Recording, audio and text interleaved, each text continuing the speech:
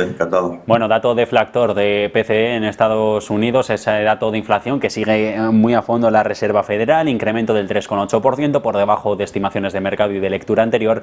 La subyacente, Javier del Valle, más pegajosa y pormenores del informe. Volvemos contigo.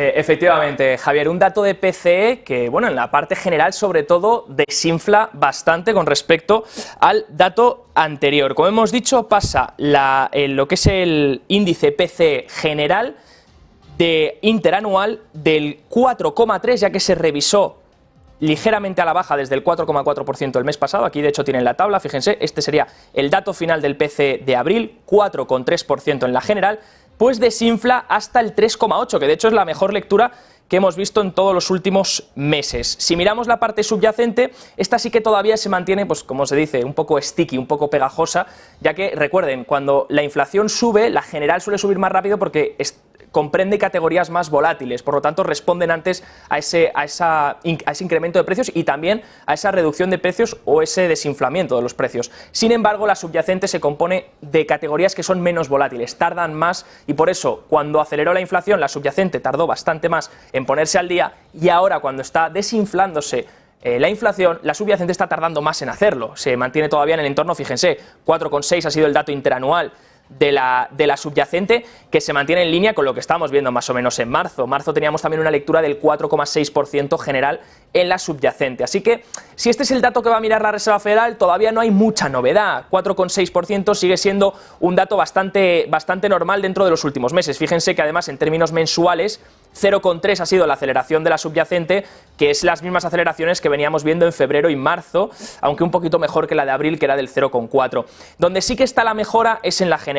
La general, recuerden, 3,8 ha bajado la interanual y solamente en el mes acelera un 0,1. Todavía no hay deflación en el mes. Para ver deflación tendríamos que ver que este dato mensual es negativo. Todavía no hemos visto ningún dato mensual en negativo desde enero, por lo tanto no estamos viendo todavía deflación mes a mes, que eso sí que ayudaría para que la interanual bajase con más fuerza, pero en el término general están en línea con lo esperado y está poco a poco surgiendo efecto. Veremos si consiguen que esto aplique poco a poco a la subyacente, que recuerden, va con más retraso que la general y en principio si la general sigue disminuyendo y no hay un rebote de nuevo en la general, entonces la subyacente tarde o temprano tendría que seguir ese camino, aunque va a tardar más y al final es la inflación que más afecta a los bolsillos del consumidor. Javier, todo esto en un momento en el que el mercado estaba descontando doble subida de tipos tras la reunión de Sintra de Powell, donde dijo que la inflación no va a buscar el 2% hasta 2025, todavía quedarían bastante tiempo para llegar a ese objetivo.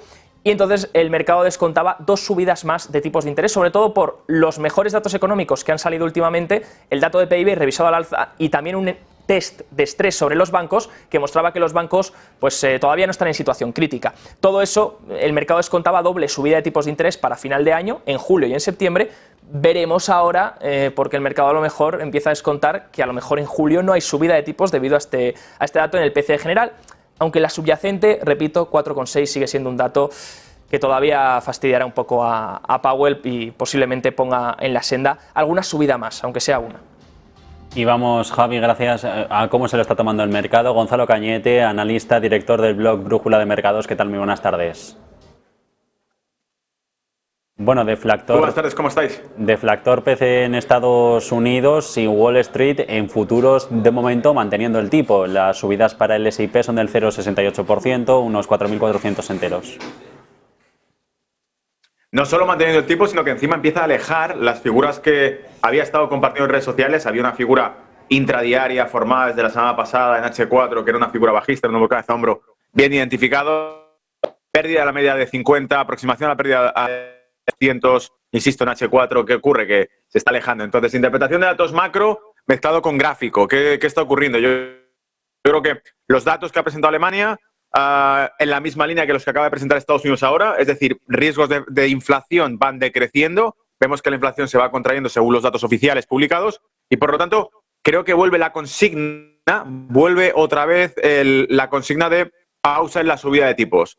Vamos a volver a descontar ahora la pausa en la subida de tipos, por eso el mercado está celebrándolo, por eso los malos datos de empleo de Alemania también han animado al mercado, porque no hay que olvidarlo, un mercado laboral que se resiente significa que la inflación no puede avanzar tan deprisa, que hay un ajuste vía curva de Phillips y que por lo tanto la política monetaria además va a ser complaciente, va a tener misericordia del mercado y va a pausar esa política monetaria contractiva, va a pausar esa subida de tipos, esas acciones que restan liquidez al mercado y por lo tanto el mercado con los datos malos de empleo lo celebra, con los datos de inflación que se reducen también lo celebra porque descuenta que la política va a ser dejar de apretar el acelerador de tipos y dejarlo pausar. Sabemos dos cosas. Lo que sabemos es que Powell dijo, ya lo dijo en las comparecencias de la semana anterior, que no se prevén subidas de tipos bajadas de tipos al menos en 2 años. Es decir, que ante aquellas especulaciones que había de que de años si había recesión se bajarían los tipos de interés, él dijo que no, que en 2 años no se tocaría. Y sabemos también lo que ha dicho esta semana, para mí, declaraciones veladas en la conferencia que ha dado conjunta de banqueros centrales, literalmente que son banqueros centrales que contengan la tasa de inflación.